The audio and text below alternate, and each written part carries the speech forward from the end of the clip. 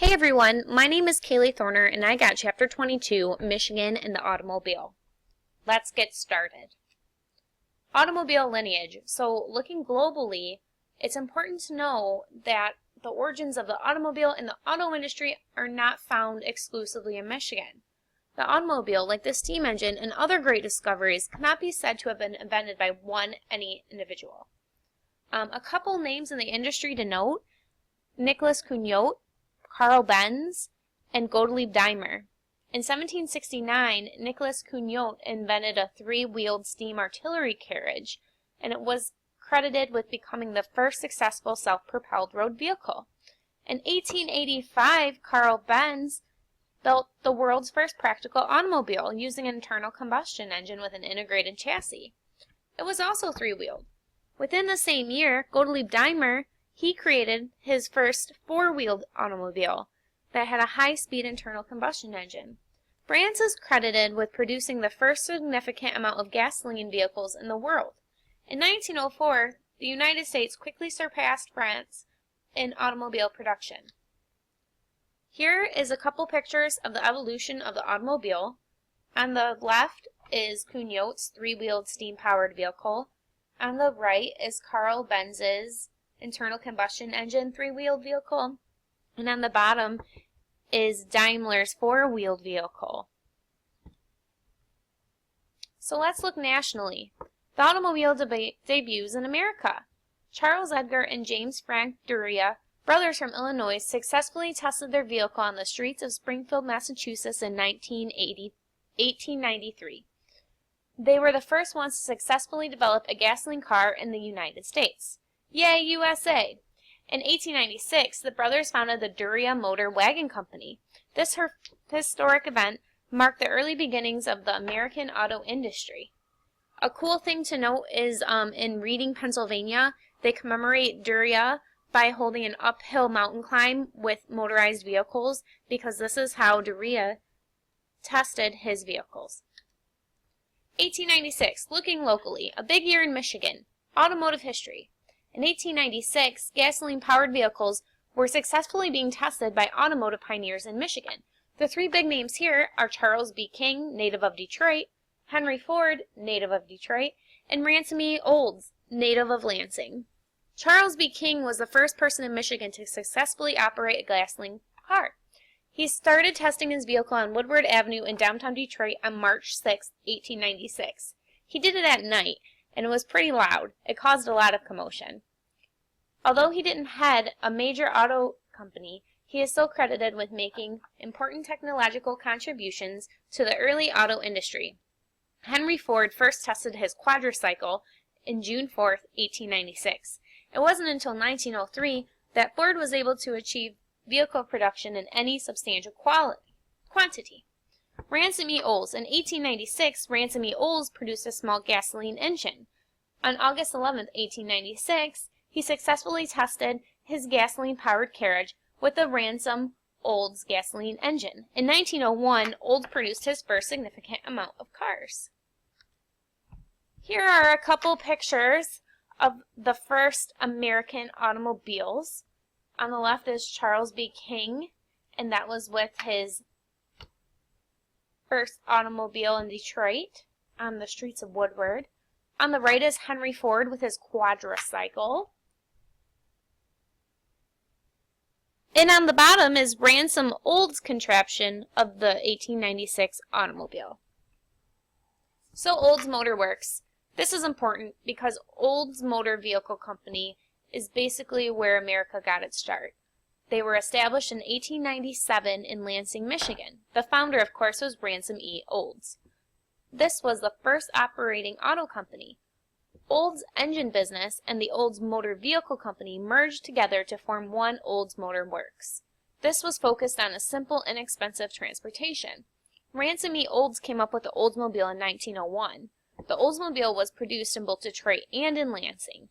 In 1905, operations were moved exclusively to Lansing.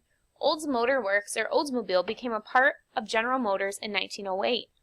The Oldsmobile brand continued to produce vehicles until 2004. So you may be wondering, what happened to Ransom E. Olds? While within his company, Olds sold too many shares and eventually only had a minority share within his own company. Unfortunately, he was pushed out of the majority within his own company. In August 1904, Olds severed all ties with the Olds Motor Works and sold all of his remaining shares. Olds, in the summer of 1904, formed the Rio Motor Car Company. Rio stands for Ransom E. Olds. Fun fact. This time, Olds was careful to keep majority of the company's voting stock. The Rio Motor Company existed until 1936. Ransom E. Olds was the first one in Michigan to produce automobiles in any significant number, and this was the first one to prove large profits, and it could be made on relatively inexpensive cars. Unfortunately, Ransom E. Olds died in 1950, but left a great mark on the auto industry. So Henry Ford, the father of the automobile industry. Native of Michigan, he was born July 30th, 1863. He invented the famous quadricycle on June 4th, 1895. Ford Motor Company was formed in 1903. In 1908, Ford introduced the Model T, a low-cost car that the masses of the American families could afford. In 1913, Ford introduced the moving assembly line in the Ford Highland Park plant. This marked the real birth of the modern mass production. In 1911, Ford was producing more than 20% of all cars in the country. The formation of the middle class. On January 5, 1914, Ford announced his $5 per day rate for his employees. This maximum pay during this time was about half that amount. So workers were thrilled and floored that they were able to get now $5 a day. This $5 a day wage created American middle class. This was a huge deal for America.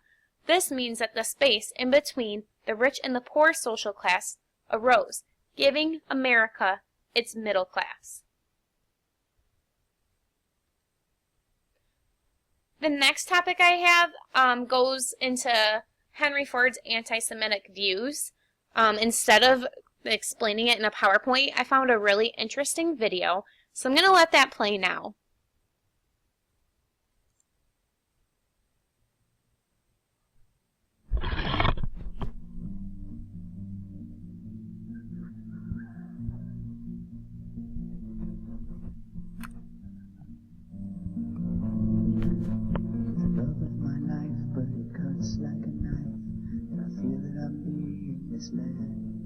See, I'm a little concerned, for I recently learned of the swastika tattoo on your head.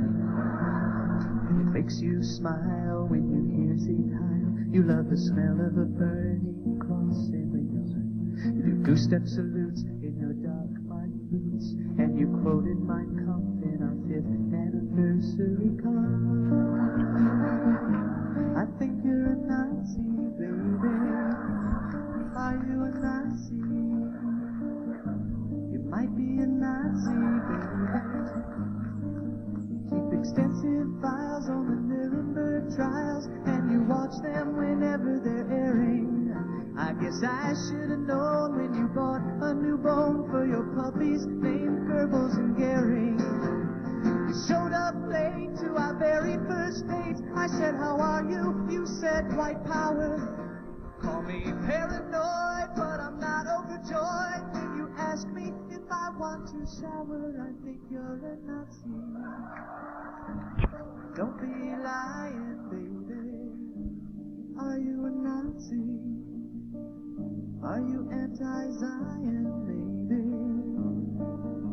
Your every dress is monogrammed SS. You hold an Aryan picnic and bash. And it makes me irate when you say I look great when I wear a little tiny mustache. Your social politics say that races don't mix, and you call it pure blood pollution. And whenever I'm sad, you say it's not so bad. For every problem, there's a final solution. I think you're a Nazi. Give me an answer, baby. Are you a Nazi? You drive a f***ing Panzer, baby. You say that love is blind, so how could I have guessed. But then again, I met you at the Wagner Fair. So that was the video. It was very interesting to me that it was kind of hard to actually find his anti-Semitic views posted online. It's not a very well publicized fact.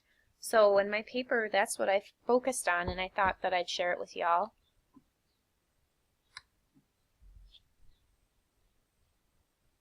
So in conclusion, Detroit became the mecca of the automobile industry.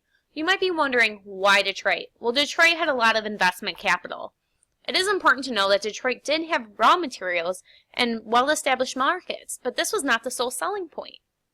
There was also, in the 1890s, many gasoline engine manufacturer firms, which were already established. This means that investment capital means more money.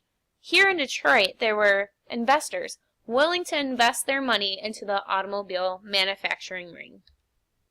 So the great automobile.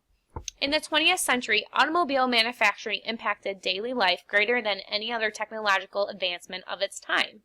Many services, occupations, such as gas stations and service garages, were also established as a direct result of the booming auto industry. In 1904, the United States became the largest producer of gasoline vehicles in the world, surpassing France. Michigan became the automotive manufacturing center of the world. I hope you enjoyed my presentation, and if you have any questions, feel free to let me know. Thank you.